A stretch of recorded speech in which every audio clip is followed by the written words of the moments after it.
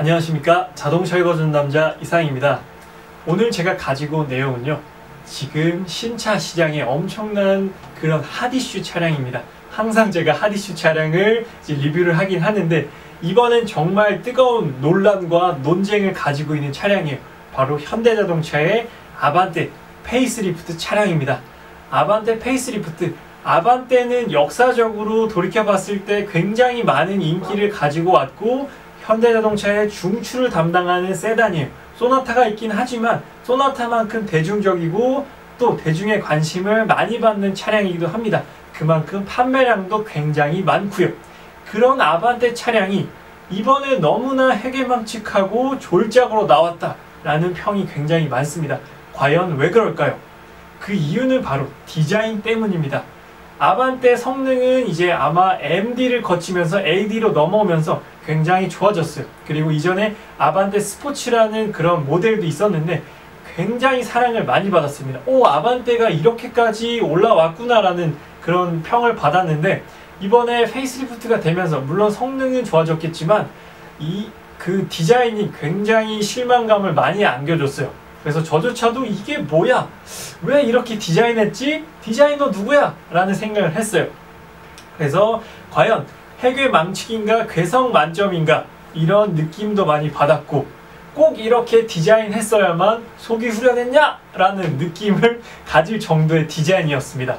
그래서 오늘 제가 가지고 온 컨셉은 이제 아반떼 디자이너, 총괄 디자인한 디자이너의 측면과 소비자의 측면에서 바라본 의견 차이에 대해서 여러분들께 설명을 드릴까 합니다. 네, 그래서 디자이너는 어떤 생각으로 아반떼를 디자인했고 어떤 컨셉을 가지고 있으며 소비자가 받아들인 아반떼의 디자인은 이렇다, 어떤 의견을 가지고 있다 라는 이 두 의견 사이의 충돌에 대해서 자료를 정리해봤습니다. 디자이너가 어떤 디자이너인가에 대해 먼저 알고 가야겠죠. 디자이너 소개를 드리면 구민철 디자이너가 바로 이번 아반떼 페이스리프트의 총괄 디자이너예요. 이제 관심을 가지고 유튜브 보셨던 분들은 아시겠지만 굉장히 인터뷰를 많이 하셨어요. 정말 제가 봐도 너무 피곤하시겠다, 정말 너무 왜 디자이너를 이렇게 괴롭히는 게 아닌가 싶을 정도로 인터뷰 요청도 많았고, 그런 뭔가 그 디자이너에 대한 좀 그런 것들이 많았는데, 일단 홍익대 산업디자인과를 졸업하신 분이고요. 이제 연역을 보면 2001년에 푸조에서 근무를 하셨어요. 그래서 푸조에서도 굉장히 참여했던 디자인 프로젝트가 많은데, 푸조 207, 308, 407, 408 그리고 푸조 컨셉트카인 8907까지 참여를 하셨습니다. 그리고 다음으로 메르세데스 벤츠로 이직을 해서 벤츠의 풀사이즈 SUV죠. GL 클래스, 현재는 GLS로 네이밍이 바뀌었는데, 그리고 마이비라고 불리는 B클래스도 디자인 참여를 했습니다. 그리고 2013년에 현대자동차로 넘어와서 그랜저 IG와 LF 소나타 뉴 라이즈까지도 디자인 참여를 총괄하셨던 그런 굉장히 능력자세요. 한국 디자이너지만 굉장히 세계적으로도 인정을 받았고 그런 디자인 해온 차들이 많은 그런 굉장히 유명하고 출중한 디자이너 분이십니다. 그런 디자이너가 왜 아반떼를 이렇게 디자인했을까라는 의문이 드시죠? 디자이너가 누구야? 했던 의문은 이 자료로 어느 정도 해소가 되셨을 거라고 생각이 듭니다. 그래서 언제나 신차가 출시되면 디자인 호불호는 존재하기 마련이에요. 해외 브랜드도 그랬고요. 최근에는 CLS도 리어 디자인에 대한 호불호가 굉장히 많았습니다. 지금도 그렇고요. 그래서 현대자동차의 사례를 예로 들어 본다면 2009년, 과거에 2009년에 출시했던 YF 소나타가 있어요. YF 소나타는 이제 플루이딕 스컬프처라는 현대자동차의 디자인 철학이 들어간 첫 번째 차량입니다. 그래서 굉장히 파격적인 디자인으로 출시가 됐어요. 그래서 이거 완전 곤충룩이다. 처음에 굉장히 또 호불호 중에서도 불호가 많았던 차량입니다. 하지만 제 첫 번째 차량이 바로 YF 소나타였어요. 그래서 저는 그 디자인 좋았어요. 그래서 샀고 지금까지도 만족을 합니다. 물론 팔았지만 점차 지나면서 불호가 호로 많이 바뀌었어요. 그래서 지금까지도 괜찮은 디자인이다 라는 평으로 남아있는 차량이고요. 그리고 최근에는 코나와 산타페 그 헤드램프 디자인에 대해서도 굉장히 호불호가 많았는데 지금 자리를 굉장히 잘 잡았어요.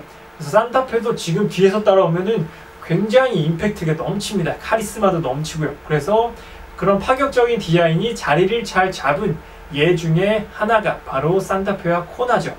이렇듯 신차가 출시되면 항상 디자인에 대한 개인차가 있기 때문에 그래 왔었는데 이번 아반떼는 좀 너무 파격적이고 너무 좀 그런 디자이너의 그런 알 수 없는 의도가 있지 않은가라는 생각이 들어서 좀 더 논쟁이 많고 논란이 되는 것 같습니다. 그렇다면 디자이너 측면에서 아반떼는 어떻게 디자인된 차량인가에 설명을 드릴 텐데요. 일단 아반떼는 자유분방함과 개성을 담았다 라는 것이 디자이너의 측면입니다. 그래서 아무래도 그런 타깃이 젊고 조금 더 그런 계속해서 변화를 추구하기 때문에 아반떼를 조금 더 화끈하게 디자인을 했다라는 것이고요. 그리고 페이스리프트지만 풀체인지 수준의 변화를 주었다라는 것이 특징입니다. 그래서 대체적으로 페이스리프트라 하면 마이너 체인지예요. 헤드램프와 테일램프만 바꾸는데 이번 아반떼는 엔진 후드도 굉장히 근육질로 이렇게 울뚝 가운데 보닛이 솟아올라 있고요. 팬더 쪽까지도 변화를 줘서 완전히 바뀌었어요. 물론 다 아시겠지만 헤드램프가 그 싱글 프레임 그 라디에이터 그릴을 침범을 했고 안개등이 삼각형이고 안개등 옆에 범퍼가 굉장히 입체적으로 되어 있어요. 그리고 후면부도 번호판 가드가 밑으로 내려오고 굉장히 소나타 뉴라이즈랑 닮아 있어요. 아무래도 뉴라이즈를 디자인했던 디자이너이기 때문에 상당 부분이 많이 닮아 있습니다. 그래서 테일램프도 굉장히 딱딱 꺾여 있고요. 그리고 방향시등과 반사판도 밑으로 내려오면서 분리가 되어 있습니다. 그래서 디자이너가 말하기를 이렇게 분리를 하는 이유는 아무래도 합쳐져 있으면 그런 단가 부분에서나 그런 디자이너의 자율적인 부분을 표현할 수가 없기 때문에 분리를 시켜서 그런 뭐 기능적으로 필요한 부분은 분리를 시켜놓고 최대한 개성을 표현할 수 있는 부분은 데이타임 라이트에 집어넣었다. 후면 갑자기 말이 왜 이러죠? 네, 후미등으로 개성을 표현했다 라는 것이 디자이너의 의도입니다. 그리고 unexpected한 디자인으로 소비자들에게 서프라이즈를 만들어내었다. 그러니까 뜻밖의 전혀 예상치 못한 디자인으로 소비자를 놀라게 했다라는 것입니다. 전혀 생각도 못했죠. 정말 이 디자인이 처음 유출되었을 때 진짜 이렇게 나오는 거야? 에이 설마 아니겠지 라는 의견이 굉장히 많았어요. 제 주변에서도 그랬고 이거 그냥 누가 컨셉트카를 잘못한 거겠지 했는데 그대로 출시가 됐어요. 정말 뜻밖이죠. 그래서 놀라게 한 건 맞아요. 굉장히 놀랐습니다. 그리고 소비자의 라이프 스타일과 입맛에 맞게 디자인을 했다. 그리고 아무래도 소비자의 그런 니즈와 트렌드가 정말 빠르게 바뀌기 때문에 우리는 그보다 더 빠르게 변화를 했고 그 변화를 이제 그 아반떼 페이스리프트에 적용을 했다라는 것이 디자이너 구민철 씨의 이제 의견이었습니다. 어때요? 좀 디자이너의 의도가 어느 정도 좀 이해가 되시나요? 이렇게 아무래도 그분의 영상을 제가 인터뷰를 받아 적으면서 이제 쓴 거기 때문에 아무래도 100% 디자이너의 의도를 이제 반영하지 못했을 거예요. 근데 최대한 인터뷰를 그대로 반영을 해서 제가 정리를 한 거기 때문에 어느 정도 디자이너의 의견은 이제 전달을 드린 겁니다. 자, 그렇다면 소비자는 어떤 의견을 가지고 있을까요? 일단 소비자의 의견은 디자인은 자동차를 선택하는 데 있어 가장 결정적인 요소입니다. 디자인을 보는 분이 굉장히 많아요. 열의 9분 차의 디자인을 봅니다. 그리고 그 디자인이 바로 정체성이 없는 잡스러운 디자인이다 라는 것이 바로 아반떼의 의견입니다. 이 의견은 제 개인적인 사견도 들어가 있지만 그런 포털 사이트나 그런 리뷰의 댓글이나 후기를 통해서 정리를 해본 건데요. 아반떼가 개성은 넘치지만 브랜드 아이덴티티가 결여된 디자인이다. 왜 아반떼가 계속해서 디자인이 바뀌느냐라는 것에 대한 의견이 굉장히 많았어요. 그래서 물론 신차가 나오면 디자인이 바뀌는 건 뭐 맞는 얘기지만 전혀 앞전에 그런 아반떼에 대한 특징을 찾아볼 수가 없다라는 것이죠. 그리고 제 개인적인 생각으로는 브랜드 자체의 플래그십 모델이 자리를 잡고 있지 못하기 때문이 아닌가라는 생각이 들어요. 이제 다른 뭐 S클래스나 뭐 그런 아우디 A8, 뭐 7 시리즈들에 대한 플래그십, 그리고 렉서스 LS도 그렇고요. 플래그십이 딱 자리를 잡고 있어야 그 밑에 있는 모델들이 자리를 잘 잡아 나갈 텐데 현대자동차는 현재 에쿠스가 EQ900으로 바뀌면서 제네시스 브랜드로 아예 독립이 되었죠. 그렇기 때문에 현대자동차의 플래그십은 그랜저입니다. 그랜저 위에 아슬란이 있었는데 판매가 지지부진하자 아예 단종을 시켜버립니다. 그렇기 때문에 현재 그랜저가 플래그십입니다. 굉장히 놀라신 분도 많으실 텐데 그랜저 자체적으로도 크게 브랜드의 아이덴티티를 갖고 있는 건 없어요. 그랜저 자체적으로는 테일램프라는 그런 일자형 테일램프만의 특징을 갖고 있지만 브랜드를 대표할 만한 그런 디자인 정체성을 갖고 있지 못합니다. 그렇기 때문에 소나타와 아반떼로 내려오면서 계속해서 그런 브랜드의 정체성이 바뀌는 게 아닌가라는 생각이 또 들고요. 그렇다면 디자이너가 말하길 멀리서 봐도 현대자동차임을 한눈에 알아볼 수 있게끔 디자인했다라는 것인데요. 물론 아반떼를 지금 멀리서 보면 아반떼라고 할 수 있습니다.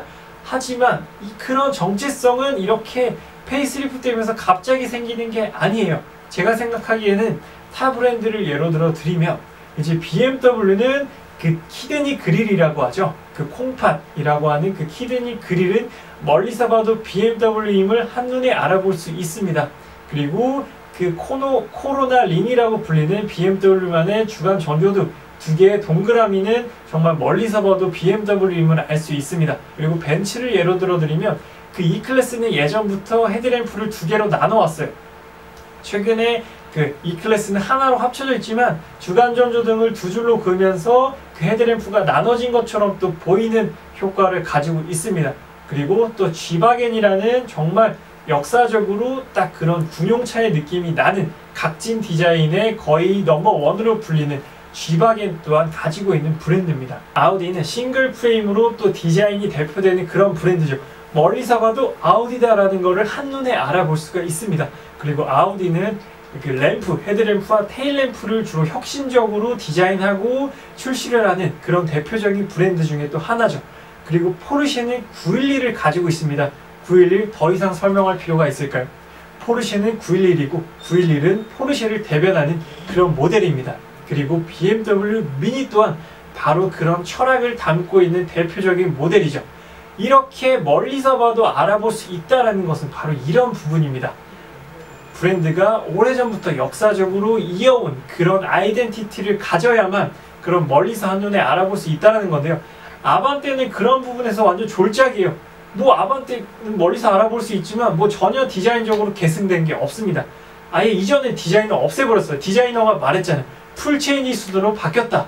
그러면 그냥 싹 다 바꿨다는 거잖아요. 그만큼 아반떼는 디자인적인 그런 계승된 언어가 전혀 없다라는 것이죠. 그리고 렉서스를 보면 렉서스는 거의 아반떼만큼 파격적인 스핀들 그릴이라는 걸 적용을 했습니다. 그래서 스핀들 그릴 또한 처음에 적용됐을 때 호불호가 굉장히 많았어요. 불호가 더 많았던 쪽인데 무슨 이런 해괴망측한 그릴을 적용을 했냐. 그래서 현재는 IS부터 LS, 플래그십 모델인 LS까지도 적용되어 있는데 플래그십 모델에 이런 게 말이 되냐 했는데 지금 굉장히 발전과 개발을 거쳐서 굉장히 지금 자리를 잘 잡았어요.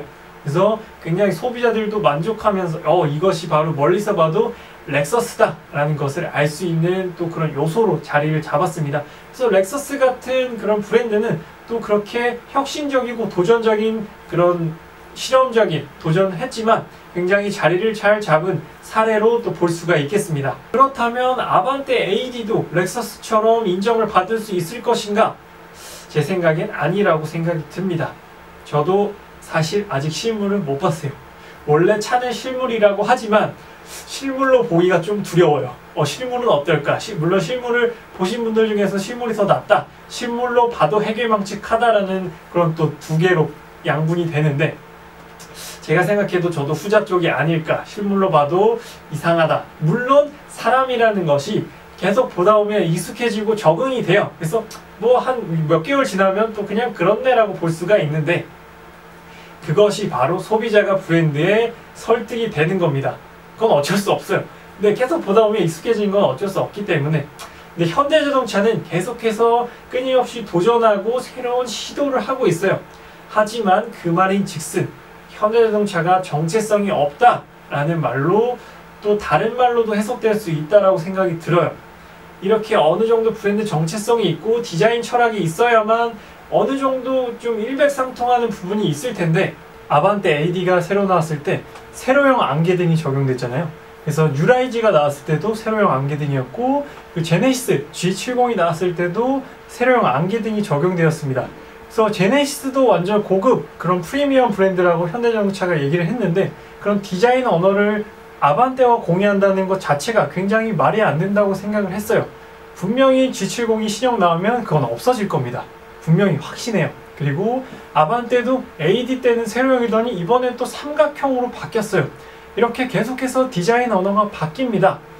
매번 새로움만 추구하는 그런 일관성 없는 디자인이 과연 소비자들에게는 어떤 인식으로 다가오게 될지 또 굉장히 의문이 드는 부분입니다.